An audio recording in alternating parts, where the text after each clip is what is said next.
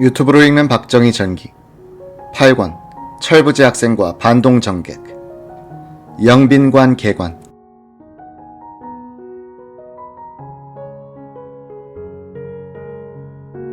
급작스런 해임 통보를 받은 이동환 장관은 잠시 동안 박 대통령에게 심한 배신감을 느꼈다. 이 장관은 그 1년 전 한일 회담을 마무리 지은 뒤에 건강이 나빠져 사임 의사를 표명했을 때 이를 거절하며 박 대통령이 했던 말이 새삼 떠올랐다고 한다. 같은 배를 탔는데 사람이 의리가 있어야지. 당신 한국이 이렇게 어려운 상황에서 나 버리고 어디 가서 편히 살아. 나도 옛 생각이 그리워 주말이면 친구들과 대포집에 가서 원 없이 마시고 놀고 싶어. 그런데 청와대라는 이 허울 좋은 감옥에서 매일 내가 무슨 고생인가. 당신이 비서실장 할 때 내가 대통령 출마 안 한다고 하니 당신이 하라 그랬잖아. 그래놓고 이제 와서 당신만 편하게 빠져. 다음에 내가 출마하는데 한일회담, 월남 파병 등 굵직한 업적을 남긴 이 장관이 그만두면 내가 무슨 꼴이야. 이런 생각을 하던 이 장관은 도저히 자신의 목이 달아났다는 게 실감나지 않았다고 한다. 그만큼 박 대통령에게 배신감도 컸다는 것이다. 이 장관은 이틀 뒤에 있을 유엔 정치위에서의 연설과 뒤이어 캐나다 공식 방문을 취소하기 위해 김용식 유엔 대사를 불렀다. 아시다시피 난 이제부터 외무부 장관이 아닙니다. 그러니 내일 정치위 연설은 김 대사가 맡아주시오. 말도 안 됩니다.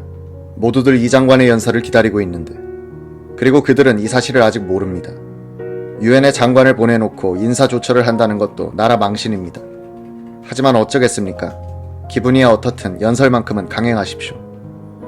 이동환 장관을 수행하던 박근 방교국장도 유엔 총회에 참석하고 있을 때 이 장관이 경질됐다는 사실을 전혀 몰랐다며 캐나다를 거쳐 일본 동경에 도착했을 때 김동조 주일 대사가 마중 나왔는데 이 장관을 아주 냉랭하게 대하는 바람에 비로소 장관이 경질되었음을 알았다고 말했다.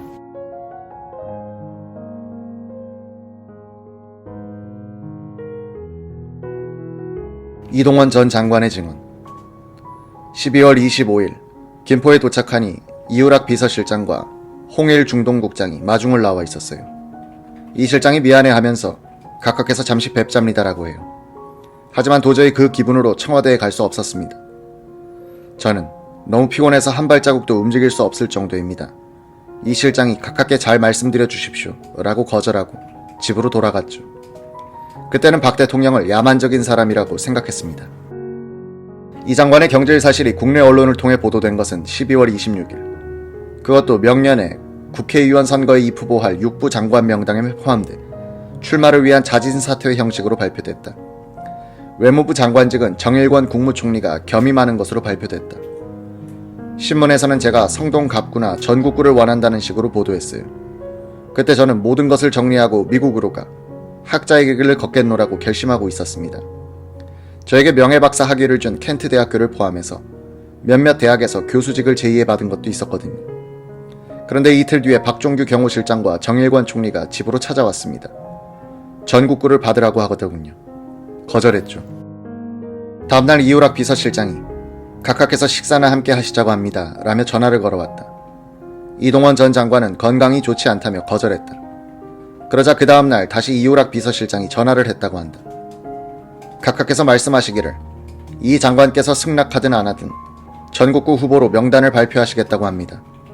제 생각입니다만 그래도 반발하시면 아마 윗분께서는 의리 없는 사나이라고 생각하실 것 같습니다.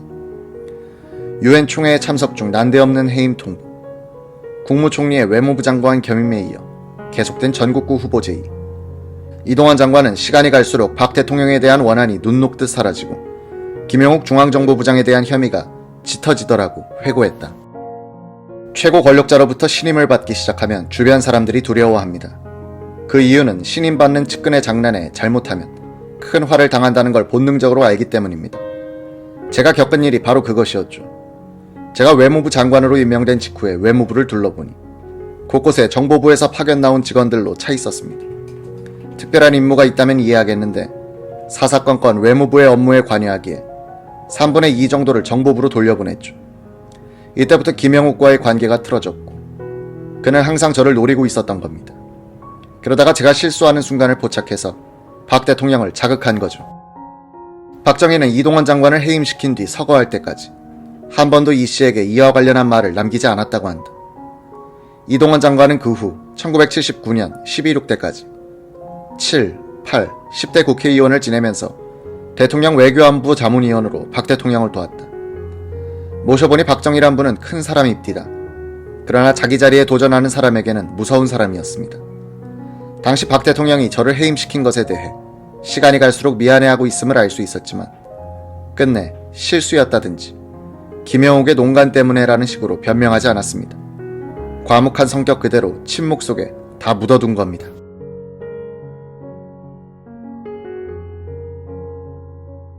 (1967년 2월 28일) 오후 4시 박정희 대통령 부부는 장녀 근혜양과 장남 지만군을 데리고 장충체육관 바로 뒷자리에 완공된 영빈관에 도착해 개관식에 참석했다.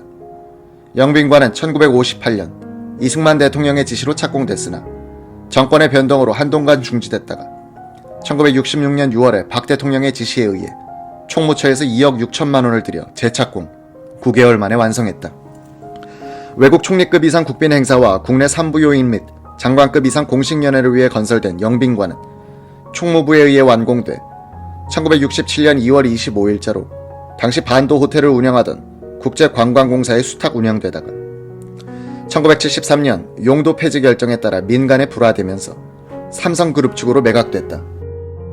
장충체육관 뒷산에 방문사 옛 터전에 자리 잡은 영빈관은 화초담 길이만 256m에 청기화를 얹은 본관 건물을 중심으로 두 채의 팔곽정과 일각문 등 부속 건물이 있었다.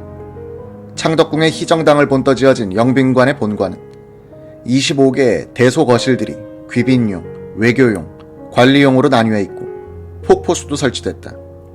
당시 총무처 장관 이석재의 회고, 국유지로 남아있던 절터였는데 대지가 33,200평에 달해 지금의 자유총연맹 자리까지 긴 모양의 땅이 있었습니다. 처음에 가보니 건물은 하나도 없고 돌계단만 있었죠. 가장 어려웠던 점은 동양식 건물에 서양식 내부를 조화롭게 결합시키는 일이었습니다. 한옥의 처마 곡선과 기둥의 굵기와 높이가 조화를 이루면 난쟁이처럼 되거나 키 큰 여자가 어린애 한복 입은 모양이 되곤 했습니다. 박 대통령에게 건물 설계도를 들고 가 보고했으나 박 대통령은 별 관심을 보이지 않았다고 한다. 이석재 장관은 외국의 귀빈으로 초빙받아 본 경험이 있는 유경수 여사의 도움을 청하기로 하고 1967년 1월 26일 유경수 여사와 영빈관 건설 현장을 방문했다.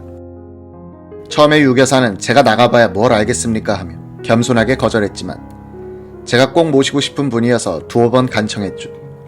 아마 유 여사도 가보고 싶었을 겁니다. 그분은 보통 섬세한 분이 아니라고 알고 있었는데 막상 모시고 가니 그만한 보람이 있었습니다. 현장에 도착했을 때 건물은 거의 다 지어져 있었고 실내도 완공을 한 달쯤 앞둔 상태였다. 이 장관은 유 여사에게 경례를 안내한 뒤 건물 내부의 내장과 화장실 및 각종 서비스 공간을 설명했다. 유 여사는 조심스럽게 자신의 의견을 피력해 갔다고 한다.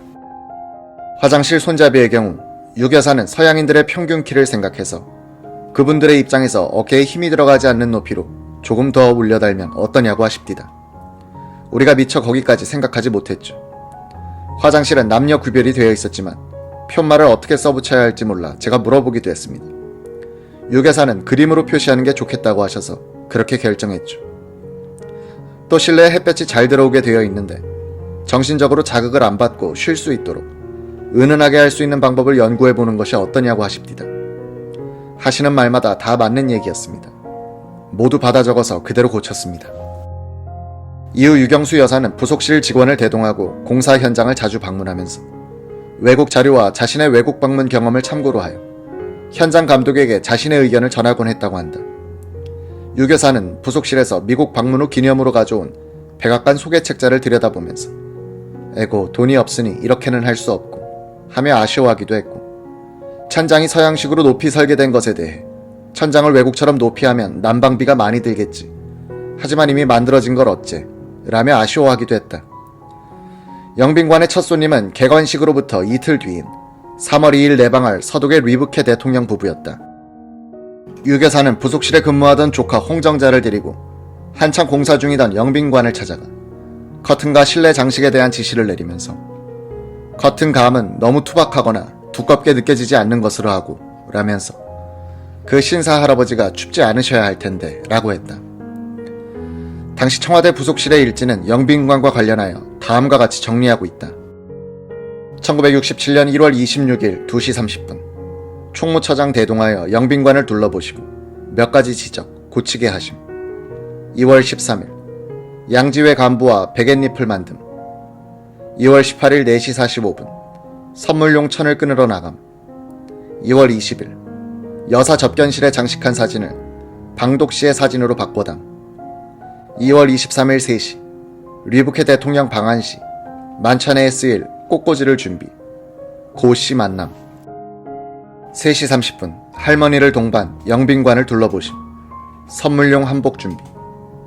2월 27일 5시 주독대사 부인 접견. 2월 28일 4시 30분 영빈관 테이프 커팅. 1967년 2월 28일 오후 개관기념 테이프를 끄는 박 대통령 내외는 군회를 돌아보며 최종 점검을 했다. 박 대통령 부부에게 3월 2일 방한하는 리부케 서독 대통령은 특별한 경우였다. 유럽 지역에서 처음으로 한국을 방문하는 국가 원수이기도 했지만 리부케 대통령이 72세의 고령이라는 점을 신경 쓰지 않을 수 없었다. 또한 1964년 박 대통령 부부가 서독을 방문했을 때 각별히 후대해준 점도 잊을 수 없었을 것이다. 영빈관 내부를 둘러보던 박 대통령 부부가 2층 침실에 이르렀을 때 두 사람은 미소를 가득 지었다. 방은 황금색으로 장식됐고 침대 옆에는 왕실용 전화기가 고풍스러운 멋을 돋우어 주었다. 박 대통령은 만족스러운 듯 서울에 명물이 하나 들었어 라며 환하게 웃었다. 침실에서 거실로 나온 유 여사는 장롱문을 열어보았다. 자개장식의 옷장문을 열자 그 속에 리부케 서독 대통령 부부가 사용할 가운이 2벌 걸려 있었다.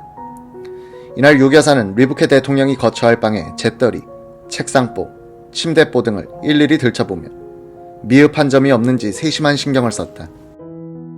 유 여사는 청와대로 돌아온 직후 박 대통령이 집무실에 간 사이 급히 전화로 실무자를 불러냈다. 옷장에서 풍기는 나무 냄새를 없애라고 지시를 내리는 것이었다. 비서실 측근들은 유 여사가 박 대통령 앞에서 실무자들을 무안하게 하지 않으려고 애쓰는 모습에 감탄했다고 한다.